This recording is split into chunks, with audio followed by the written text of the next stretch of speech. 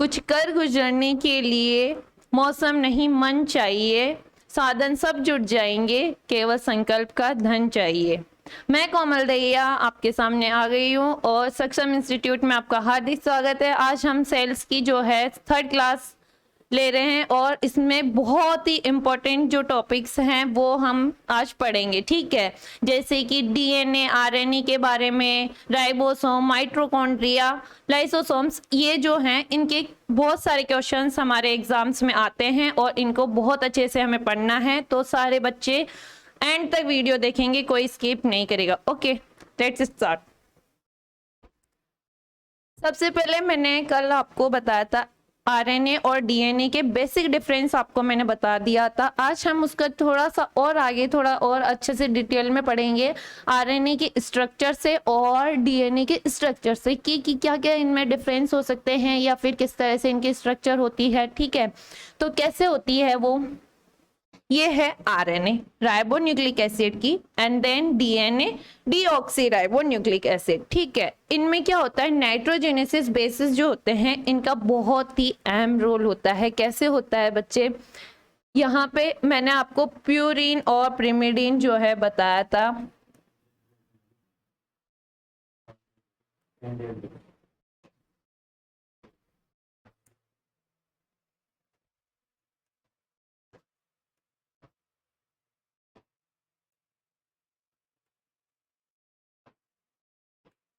ये क्या है, इस तरह से इसमें क्या होता है, नाइट्रोजेनेसिस बेसिस जुड़े होते हैं और यहाँ पे क्या होते हैं, सिंगल हेलिक्स होती है आरएनए की स्ट्रक्चर और डबल हेलिक्स होती है किसकी स्ट्रक्चर, डीएनए की स्ट्रक्चर। इसमें क्या होता है, इसे क्या बोलते हैं, एडेनाइन। ये क्या हो गया बच्चे, साइटोसिन।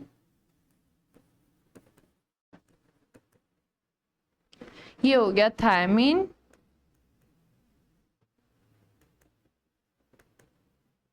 ठीक है, और ये हो गया आपका ग्वानिन।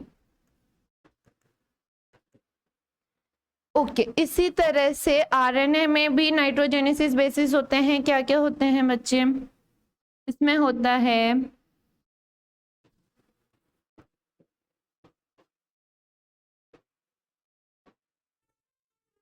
ये एडेनाइन ही हो गया, साइटोसिन हो गया, ग्वानिन हो गया, और यहाँ पे थायमिन के जो रिप्लेस में क्या आ जाता है, यूरेसिल आ जाता है। क्या आ जाता है, यूरेसिल आ जाता है। जो इनमें बेसिक डिफरेंस होता है, आरएनए की स्ट्रक्चर में क्या आ जाता है, थायमिन को रिप्लेस करके यूरेसिल आ जाता है, ठीक है। अब डीएनए की स्ट्रक्चर में हम थोड़ा देख लेते हैं कि डीएनए की जो है चौड़ाई कितनी होती है, 20 एंगस्ट्रोम। कितनी होती है बच्चे, 20 एंगस्ट्रोम। और जो है ये पूरा क्या होता है, एक जीन होता है। क्या होता है, एक जीन होता है। इसकी लेंथ कितनी होती है, 34 एंगस्ट्रोम। कितनी होती है, 34 एंगस्ट्रोम। इस एक पूरे जीन की लेंथ कितनी होती है, 34 एंगस्ट्रोम। इसकी ब्रेथ आपको बता दी है मैंने। और इस एक जीन में इस तरह से कितनी लाइंस बनी होती है, 10। कितनी होती है, 10। किसी भी दो लाइंस के बीच के डिस्टेंस कितनी होती है, जैसे इन दोनों के बीच की डिस्टेंस कितनी होगी, 3.4 एंगस्ट्रोम। कितनी होगी बच्चे, 3.4 एंगस्ट्रोम होगी। तो ये बहुत इंपॉर्टेंट है, ये चीज आपको ध्यान रखनी है। दूसरी चीज, इन दोनों के बीच में जो बॉन्ड्स होते हैं वो कौन सा बॉन्ड होता है, हाइड्रोजन बॉन्ड।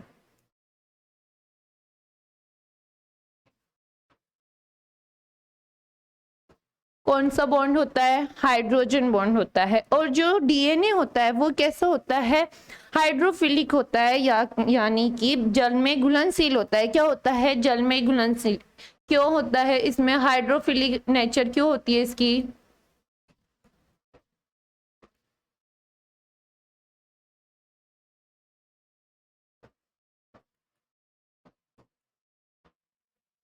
हाइड्रोफिलिक क्यों होता है, क्योंकि इसमें एक ग्रुप प्रेजेंट होता है, फॉस्फेट ग्रुप।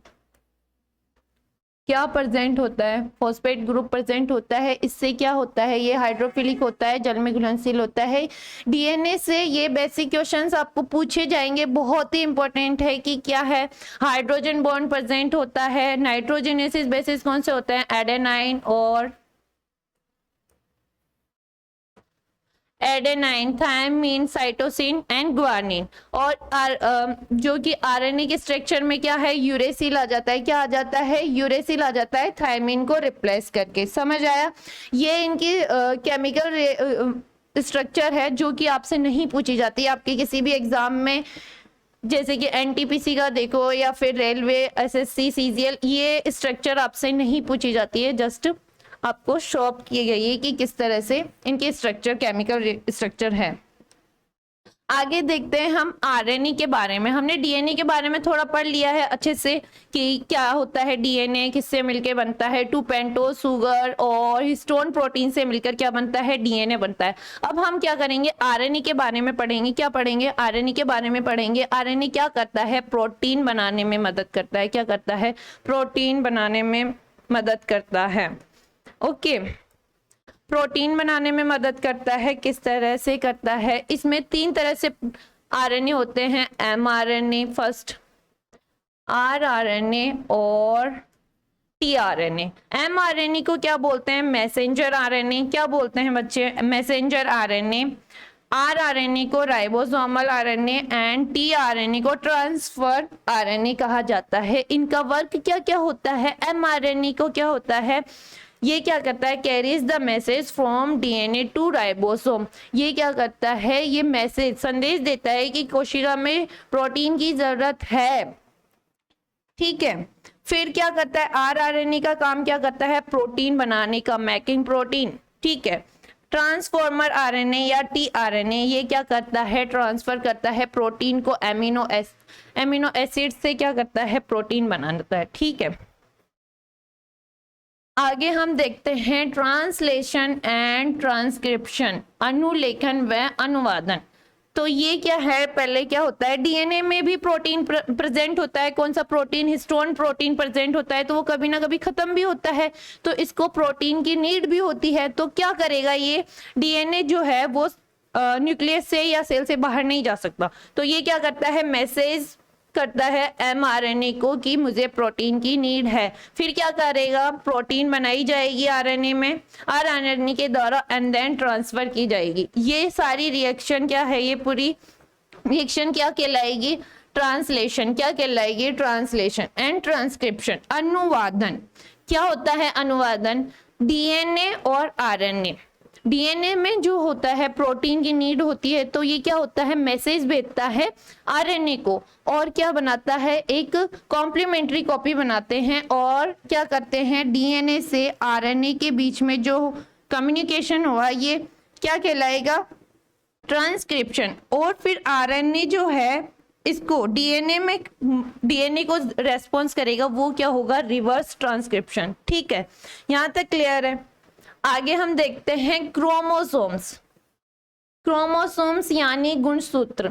मैंने आपको न्यूक्लियस में जो है क्रोमेटिन बताया थे। क्रोमेटिन क्या होते हैं, थ्रेड लाइक स्ट्रक्चर होती है, धागेनुमा संरचना होती है। उन्हीं क्रोमेटिन से क्या बनता है, क्रोमोसोम बनता है। क्या बनता है, क्रोमोसोम बनते हैं। क्रोमोसोम्स किन से, डीएनए एंड हिस्टोन प्रोटीन से। कैसी स्ट्रक्चर होती है इनकी, थ्रेड लाइक स्ट्रक्चर या धागेनुमा स्ट्रक्चर होती है। किसने खोज की भाई इनकी, इसकी खोज की पुरकिंजे और फ्लेमिंग ने। किसने की, पुरकिंजे और फ्लेमिंग साइंटिस्ट थे, उन्होंने की। और इसको जो है नामकरण किसने किया, वेल्डर ने। और ये क्या होते हैं, पेयर्स में प्रेजेंट होते हैं। कैसे प्रेजेंट होते हैं, जोड़े के रूप में प्रेजेंट होते हैं। और कब दिखाई देते हैं, कब एक्टिव होते हैं, ये सेल डिविजन के टाइम पे। सेल डिवीजन पर ही ये हमें क्या होंगे, एक्टिव होंगे, जब भी ये दिखाई देते हैं क्रोमोसोम्स। ठीक है, यहाँ तक क्लियर है। आगे पढ़ते हैं हम क्रोमोसोम्स के बारे में। क्या ह्यूमंस में कितने क्रोमोसोम्स प्रेजेंट होते हैं, कितने पेयर्स क्रोमोसोम प्रेजेंट होते हैं, 23 pairs of chromosomes human body में प्रेजेंट होते हैं। उसमें से क्या होता है, 22 जो क्रोमोसोम्स होते हैं उन्हें हम बोलते हैं ऑटोसोम्स। क्या बोलते हैं, ऑटोसोम्स यानी समसूत्री गुणसूत्र। समसूत्री गुणसूत्र क्यों बोलते हैं, क्योंकि ये मेल और फीमेल दोनों में क्या होते हैं, बिल्कुल सेम होते हैं। ठीक है, इनमें कोई डिफरेंस नहीं होता, same in both male and female body. ठीक है, इसलिए इन्हें क्या कहा जाता है, ऑटोसोम क्रोमोसोम्स। देन आता है ओलोसोम्स, इट मींस विषम सूत्री। विषम सूत्री मतलब कि ये क्या होते हैं, एक पेयर ऑफ जो क्रोमोसोम्स होता है वो डिफरेंट होता है। किस में होता है? फादर में होता है। किस में होता है? फादर में होता है, मदर में नहीं होता है। फादर में होता है और ये ही क्या होता है, सेक्स डिटर्मिनेशन में भूमिका देता है। मतलब कि कौन जजमेंट करेगा कि लड़का होगा या लड़की होगी, तो ये डिपेंड करता है फादर पे, ना कि मदर पे डिपेंड करता है। कई बार आपने देखा होगा कि किसी औरत को एक लड़की, दो लड़की, तीन लड़कियां हो गई तो उसके घर वाले उसको बहुत कुछ सुनाते हैं, रिश्तेदार सुनाते हैं कि ये हमारा वंश नहीं चला रही है, लड़का पैदा नहीं कर सकती, कुछ नहीं कर सकती है। तो बहुत मतलब ये चीजें गांव में बहुत ज्यादा होती है, ठीक है।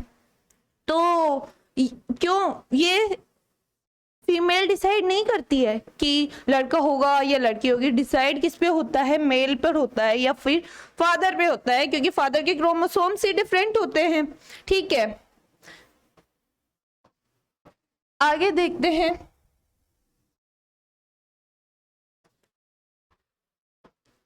मेल या फीमेल में से कौन डिसाइड करता है कि लड़का होगा या लड़की?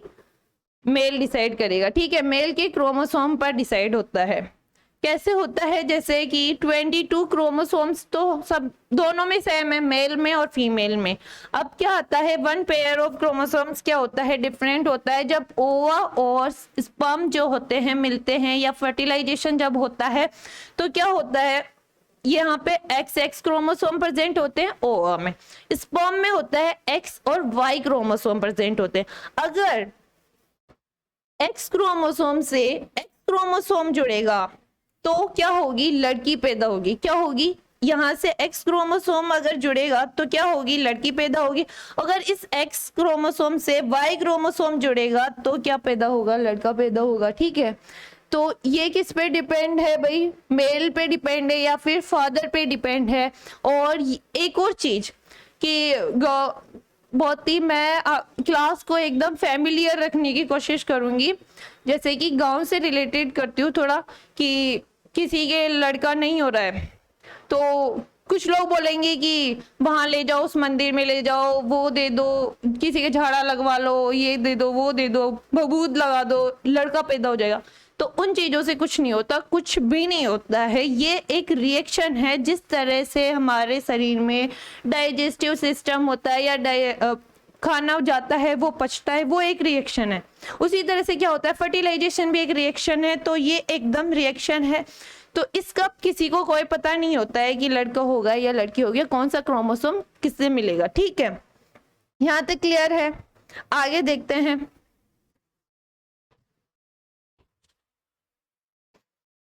क्रोमोसोम्स के number, chromosome numbers in organism.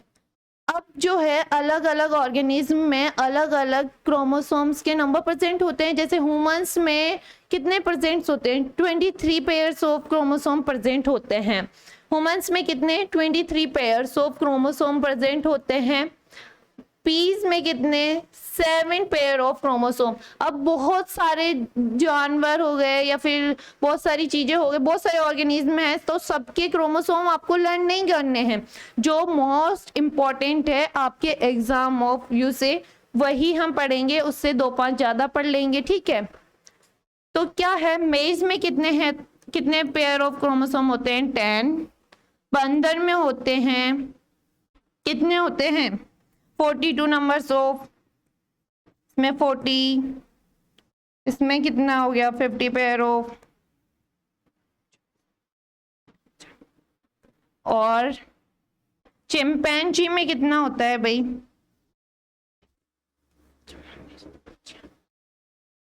24 number of chromosomes होते हैं। इसमें है बिल्ली में 38, 56। सबसे ज्यादा किसमें है, सबसे ज्यादा होता है फर्न के पौधे में होता है सबसे ज्यादा क्रोमोसोम, 632 पेयर ऑफ क्रोमोसोम्स होते हैं, या फिर 1264 या 1264 जो है।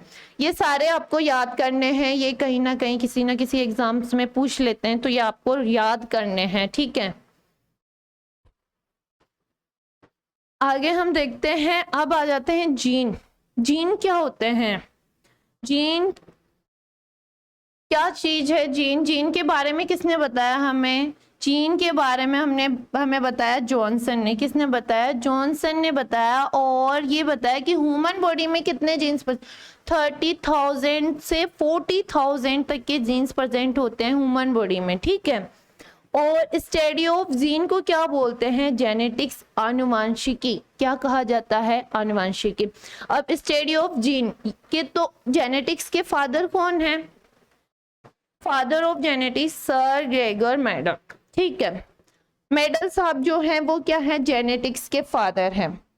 अब आते हैं जीन्स का वर्क क्या होता है, क्या फंक्शन होता है, क्या कार्य होता है जीन का। क्या होता है?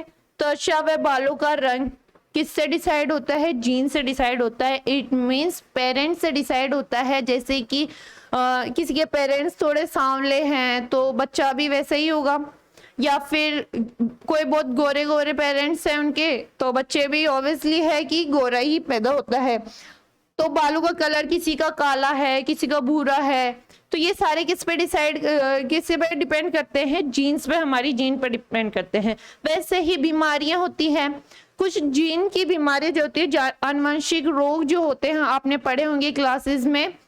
आनुवंशिक रोग जैसे कि क्या होता है? कलर ब्लाइंडनेस होता है, ठीक है। और बहुत सारी ऐसी डिजीज होती है जो क्या होती है? जीन्स से होती है या फिर हमारे पेरेंट्स से हमारे अंदर आती है। आंखों का रंग, किसी किसी की आईज आपने देखी होगी, किसी की आईज ब्लू कलर की होती है, ब्राउन कलर की होती है, ब्लैक कलर की होती है। कि क्यों होती है? या तो उनके मदर या फिर फादर में से किसी की आईज वैसी होगी जब भी उनकी आईज ऐसी होती। अगर नॉर्मली दोनों फादर और मदर की ब्लैक आईज है तो बच्चे की आईज भी ब्लैक ही होती है, ओके।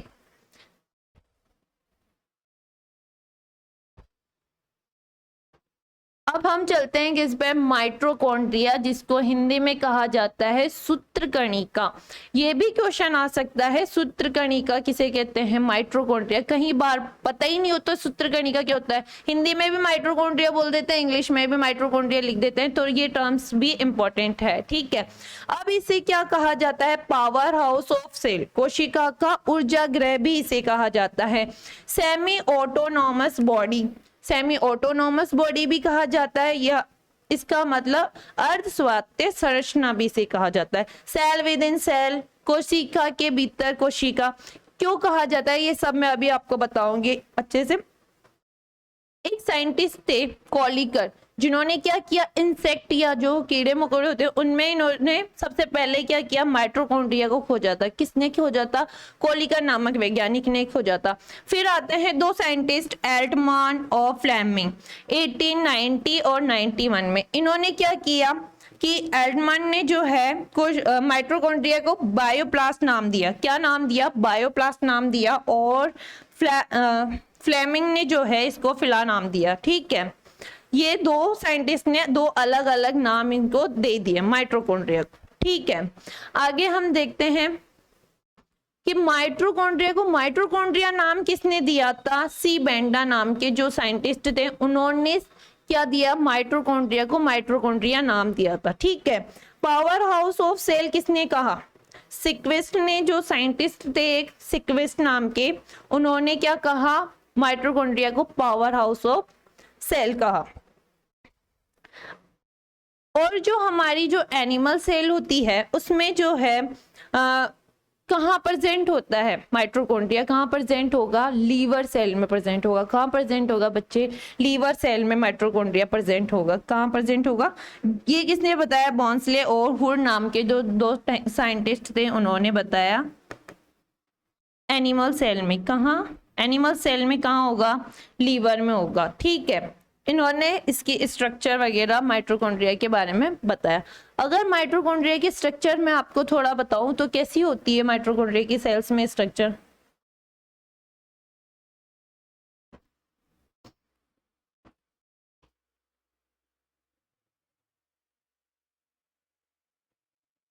इस टाइप में होती है। तो ये अंगुली की तरह जो धसे हुए हैं उनको क्या बोलते हैं? क्रिस्टी बोलते हैं। क्या बोलते हैं बच्चे? क्रिस्टी बोलते हैं। किसमें? ह्यूमंस में जो एनिमल सेल होती है उसमें क्या बोलते हैं? क्रिस्टी बोलते हैं। और क्या होता है? सॉरी, क्रिस्टी बोला जाता है इनको। क्या कहा जाता है? Cristae, okay. आगे चलते हैं। माइटोकॉन्ड्रिया के स्ट्रक्चर के बारे में आपको थोड़ा बता दिया है मैंने, आपको अच्छे से एक्सप्लेन किया है। अब ये काम क्या करती है, कैसे कैसे वर्क करती है, पावर हाउस ऑफ सेल क्यों कहा जाता है इसको, ये सब चीजें हम समझेंगे।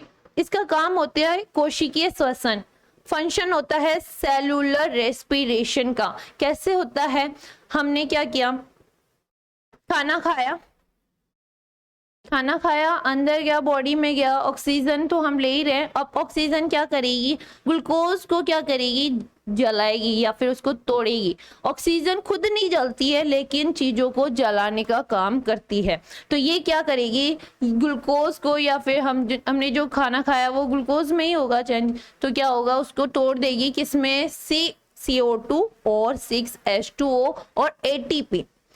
ATP के फॉर्म में कितने मॉलिक्यूल्स बनाएगी ये एटीपी के, 38 मॉलिक्यूल जो है एटीपी के बनाएगी। और कभी कभी 36 बुक्स में मिलता है। 36 क्यों मिलता है, क्योंकि ये सारी रिएक्शन होती है, उसमें 2 मॉलिक्यूल्स क्या हो जाते हैं, खर्च हो जाते हैं। क्या हो जाते हैं, खर्च हो जाते हैं। तो ये क्या है, 36 मॉलिक्यूल्स या फिर 36 एटीपी भी बताया गया है।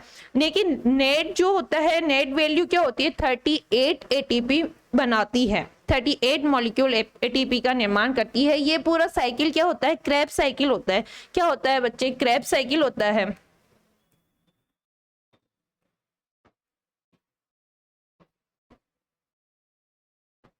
क्या होता है, क्रेब्स साइकिल होता है। तो ये साइकिल पूरा एक्सप्लेन करने में तो आधा 1 घंटा लगेगा, तो ये इतना आपके exam of point of view से इम्पॉर्टेंट नहीं है। आपको इतना ही समझना है कि 38 जो है एटीपी बनते हैं किसमें, कोशिकीय श्वसन में। ठीक है, आगे हम देखते हैं एटीपी और एडीपी क्या होता है। एटीपी और एडीपी क्या होता है, एटीपी की फुल फॉर्म होती है एडिनोसाइन ट्राइफॉस्फेट और एडीपी की फुल फॉर्म होती है एडिनोसाइन डाइफॉस्फेट। एटीपी की फुल फॉर्म सारे एग्जाम्स में लगभग कहीं बार पूछी गई है, कहीं बार बहुत बार पूछ ली गई है। तो अब एग्जामिनर एटीपी की फुल फॉर्म नहीं पूछेगा, अब क्या पूछेगा, एडीपी की फुल फॉर्म पूछेगा। और आपको अगर आपने अच्छे से पढ़ा है तो आप बता दोगे कि एडिनोसाइन डाइफॉस्फेट होता है। एडीपी में ही क्या करते हैं, एक फॉस्फेट और ऐड कर देते हैं, तो क्या बन जाता है बच्चे, एटीपी बन जाता है। क्या बन जाता है, एटीपी बन जाता है, एडिनोसाइन ट्राइफॉस्फेट बन जाता है। ओके, यहां तक सभी को क्लियर है, ऑल क्लियर। आगे देखते हैं लाइसोसोम। अब लाइसोसोम क्या होता है, लाइसोसोम्स की खोज किसने की थी, डिस्कवर डी ड्यूवे ने। किसने किया, डी ड्यूवे ने किया। कब किया, 1954 से 1955 में इसको खोजा।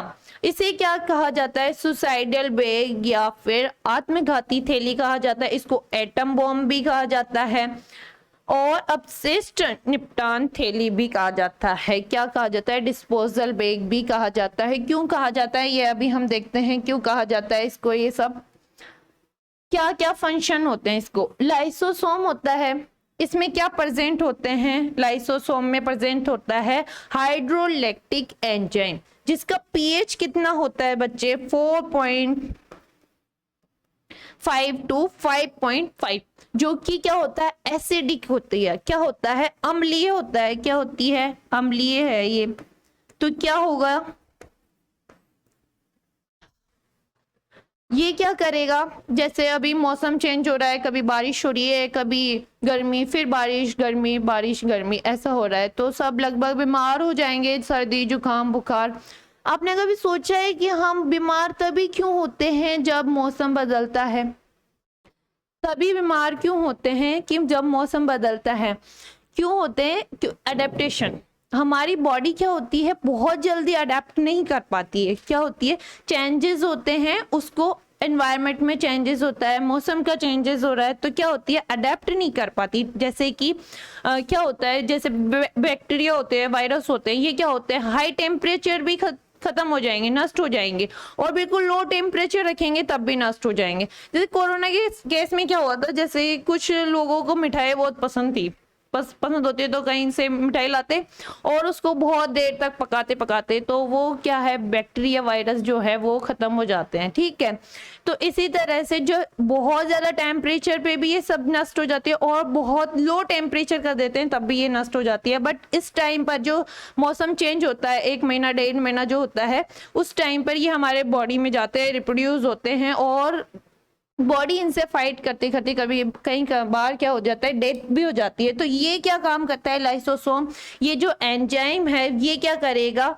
कोई भी, जैसे कि अभी मैं इस रूम में हूँ, बहुत सारे बैक्टीरिया है, बहुत सारे वायरस है, तो माइक्रोस्कोप से लेके देखेंगे तो चारों तरफ घूमते रहेंगे, लेकिन सांस लेना तो मन नहीं कर सकते, वो तो लेंगे ना, तो हमारी बॉडी में वो बैक्टीरिया वायरस सब है जाएंगे, चले जाएंगे, तो क्या करेगी, हमारी बॉडी में भी कुछ ऐसे ऑर्गन्स है या फिर कुछ ऐसी चीजें हैं जो इनसे लड़ेगी, इनको नष्ट कर देगी। जैसे कि लाइसोसोम है जो जाके क्या करेगा, उसको नष्ट कर देगा, इन सब चीजों को क्या करेगा, नष्ट कर देगा। और ये कभी कभी इन बैक्टीरिया को नष्ट करता करता क्या करता है, खुद की सेल्स को ही खा जाता है। क्या करता है, खुद की सेल्स को नष्ट कर देता है, खुद की सेल्स को खा जाता है। इसलिए इसको क्या कहा जाता है, आत्मघाती थैली कहा जाता है। क्यों कहा जाता है सुसाइडल बैग, अब समझ आया क्यों कहा जाता है, क्योंकि ये अपनी सेल को भी खा जाता है। समझ गए, खुद की ही कोशिका को खा जाने के कारण इसको क्या कहा जाता है, सुसाइडल बैग कहा जाता है। क्लियर। अब देखते हैं आगे क्या है, इसमें ही अनवांटेड सब्सटेंस कौन से होते हैं हमारी बॉडी के लिए, बैक्टीरिया हो गए, माइक्रो ऑर्गेनिज्म हो गए, बहुत सारे माइक्रो ऑर्गेनिज्म हो जाते हैं। अब क्या होते हैं, कहाँ कहाँ पे लाइसोसोम प्रेजेंट होते हैं, ज्यादा मात्रा में कहाँ होते हैं, WBC। सबसे पहले जो है हमारी बॉडी में WBC ही लड़ती है, किससे, बैक्टीरिया या फिर फॉरेन पार्टिकल्स जो होते हैं उनसे कौन लड़ता है, WBC। तो यहाँ पे क्या होते हैं, हाई लेवल में क्या होते हैं, लाइसोसोम प्रेजेंट होते हैं, हमारी स्लाइवा में प्रेजेंट होते हैं, कूपर सेल में प्रेजेंट होता है, पैनक्रियाज में, किडनी में, स्प्लीन में और ऑस्टियोक्लास्ट में प्रेजेंट होते हैं लाइसोसोम। ठीक है, आगे हम देखते हैं इसमें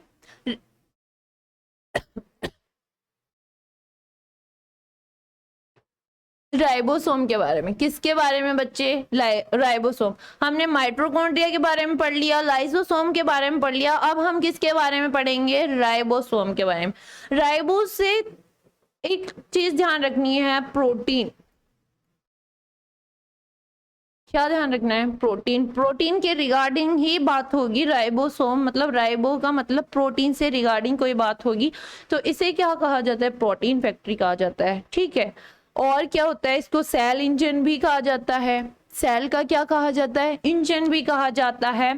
राइबोसोम जो होता है उसमें क्या होता है, RNA एंड प्रोटीन होता है। इसकी साइज कितनी होती है, 150 to 230 एंगस्ट्रोन होती है। और मेंबर्स में कितने राइबोसोम्स प्रेजेंट होते हैं, 10 to 15 मिलियन राइबोसोम्स। कितने होते हैं, 10 to 15 मिलियन राइबोसोम्स होते हैं। इसके बारे में सबसे पहले किसने बताया, राइबोसोम के बारे में किसने बताया था, रॉबिन्सन और ब्राउन ने, दो साइंटिस्ट थे जिन्होंने हमें सबसे पहले किसके बारे में बताया, राइबोसोम के बारे में बताया।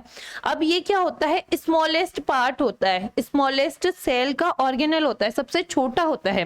ठीक है, स्मॉलेस्ट सेल का जो है ऑर्गेनल क्या होता है, राइबोसोम होता है। क्या काम करता है, प्रोटीन बनाने का काम करता है। इसमें कोई भी मेम्ब्रेन प्रेजेंट नहीं होती है, नो मेम्ब्रेन होता है, और यूनिवर्सल कंपोनेंट ऑफ सेल मतलब कि सेल के सभी कंपोनेंट्स प्रेजेंट होते हैं।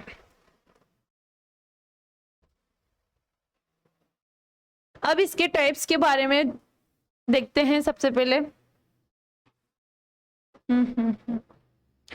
राइबोसोम्स के प्रकार के बारे में हम देखते हैं, कितने टाइप्स के होते हैं। आरबीसी मेंबर्स की जो आरबीसी होती है, मैंने आपको बताया था मेंबर्स की आरबीसी में न्यूक्लियस प्रेजेंट नहीं होता है। ठीक है, मेंबर्स के आरबीसी में क्या प्रेजेंट नहीं होता, न्यूक्लियस प्रेजेंट नहीं होता। न्यूक्लियस ही नहीं, राइबोसोम्स, लाइसोसोम्स, गोल्गी अपर्चर्स, ये सारे नहीं होते हैं मेंबर्स में। ठीक है, ओके। आगे देखते हैं कि कौन कौन से टाइप के होते हैं राइबोसोम्स। तो 2 टाइप्स में डिवाइड किया है, 70S राइबोसोम्स और 80S राइबोसोम्स। ठीक है। 70S राइबोसोम्स किस में प्रेजेंट होंगे? प्रोकैरियोटिक सेल्स में। किस में? प्रोकैरियोटिक सेल्स में। प्रोकैरियोटिक का मतलब प्रो मतलब प्रीमिटिव या फिर प्राचीन जो होती है, प्राचीन से मतलब है इसका, ठीक है। कैरियो मीन्स न्यूक्लियस, मतलब जिसमें पहले से न्यूक्लियस प्रेजेंट था, जो अगर हम देखते हैं माइक्रोस्कोप से भी उसको, तो प्रोकैरियोटिक सेल्स में क्या होता है, न्यूक्लियस क्लियर नजर नहीं आता है, हम क्लियर से नहीं देख सकते, क्लियरली नहीं दिखाई देता है प्रोकैरियोटिक सेल्स में। और यूकैरियोटिक सेल्स में तो क्या होता है, अच्छे से विजिबल होता है, ठीक है, क्लियरली होता है, फुली मैच्योर्ड होता है। इसमें क्या आती है? प्लांट सेल और एनिमल सेल। क्या आती है? प्लांट सेल और एनिमल सेल्स। इसमें क्या होता है? न्यूक्लियस प्रेजेंट होता है। क्या होता है? न्यूक्लियस प्रेजेंट होता है। जबकि इसमें क्या होता है? क्लियर न्यूक्लियस प्रेजेंट नहीं होता है। और ये किस किस में होती है? बैक्टीरिया, क्लोरोप्लास्ट, माइटोकॉन्ड्रिया में। इनमें क्या होता है? No true nucleus, not true nucleus, ठीक है। अब 70S को क्या है, हमने डिवाइड किया है या डिफाइन किया है किस किस में? 50S then 30S। आप बोलोगे मैम 50 और 30 तो 80 हो गया, आपने 70S क्यों लिखा है? बच्चे ये मैथ्स नहीं है, ये बायो है। तो इसमें क्या होता है, ये एक यूनिट हमने मान ली है 50S और 30S, दो भाग में डिवाइड कर दिया है, देन उसको क्या किया है? इंक्लूड 70S में। ऐसे ही यहाँ पे 80S को किस में किया है? 60S and 40S। तो 60 और 40 तो ऐड ऑन करेंगे तो 100S होगा, बट ये मैथ्स नहीं है। ओके, क्लियर यहाँ तक? आगे हम देखेंगे राइबोसोम के बारे में पढ़ लिया है, उसके बाद में हम देखेंगे क्या? वोक्यूल्स के बारे में। वोक्यूल्स किस में होती है? ओनली प्लांट सेल्स में प्रेजेंट होती है। वोक्यूल्स क्या होते हैं? मतलब बहुत खाली खाली जगह, रिक्त स्थान जो होता है, एम्प्टी जो स्पेस होता है, उसे क्या कहा जाता है? वोक्यूल्स कहा जाता है, मतलब कि खाली स्थान। तो उसमें क्या होता है? खाली स्थान, जैसे ये पूरा वोक्यूल्स है, या फिर बिल्कुल अगर छोटे छोटे वोक्यूल्स है तो वो क्या होंगे? इमेच्योर वोक्यूल्स होंगे, ठीक है, मतलब पूरे मैच्योर नहीं हो पाएंगे। और पूरा बड़ा वोक्यूल है तो वो क्या होगा? मैच्योर वोक्यूल हम उसको बोलेंगे। इसकी डिस्कवरी किसने की थी? गार्नियर नाम के जो साइंटिस्ट थे, उन्होंने हमें क्या किया? इसके बारे में बताया था। ये खोज किसने की? ये बहुत जरूरी है, बहुत रटना ही पड़ेगा इसको, ठीक है। इतने सारे ऑर्गेनल्स हो गए, जैसे कि सेल में इतने सारी चीजें हमने पढ़ ली, लाइसोसोम, राइबोसोम, सब माइटोकॉन्ड्रिया, वोक्यूल्स वगैरह सब कुछ पढ़ लिया। तो सब में खोज तो आई है, साइंटिस्ट के नेम भी है, वो तो आपको लर्न करने ही पड़ेंगे। और इसका जो है नामकरण किसने किया था? ल्यूवेनहोक ने। किसने किया था बच्चे? ल्यूवेनहोक में। और ओनली 4 प्लांट सेल में ही वोक्यूल्स प्रेजेंट होती है, एनिमल सेल में प्रेजेंट नहीं होती है। और इमेच्योर और कई कई बार क्या होता है, एनिमल सेल में भी कुछ कुछ वोक्यूल्स प्रेजेंट हो जाती है, लेकिन सब एनिमल्स में प्रेजेंट नहीं होती है, ठीक है।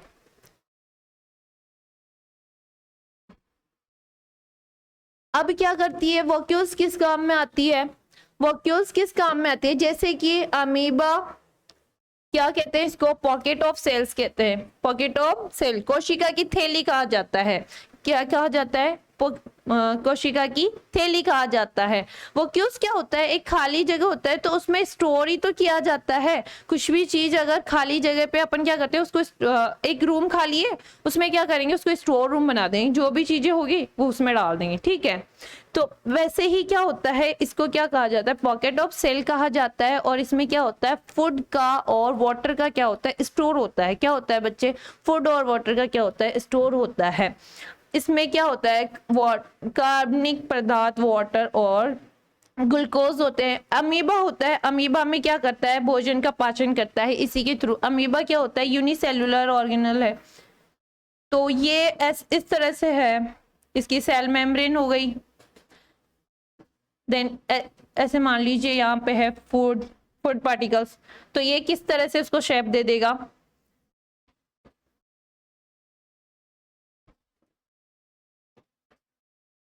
इसमें अपनी मेम्ब्रेन को बढ़ा लेगा। क्या कर लेगा? मेम्ब्रेन को बढ़ा लेगा। और क्या होगा? फूड पार्टिकल को मेम्ब्रेन के अंदर ले लेगा, और जैसे वेस्टेज होने के बाद में भी अपनी मेम्ब्रेन के थ्रू क्या होगा? बाहर आ जाएगा, ठीक है। यहाँ तक समझ आया आज?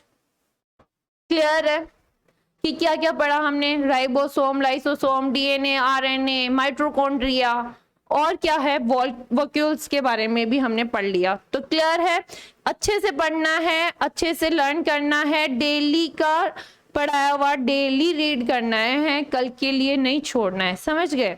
आगे की क्लास करेंगे हम कल। जय हिंद।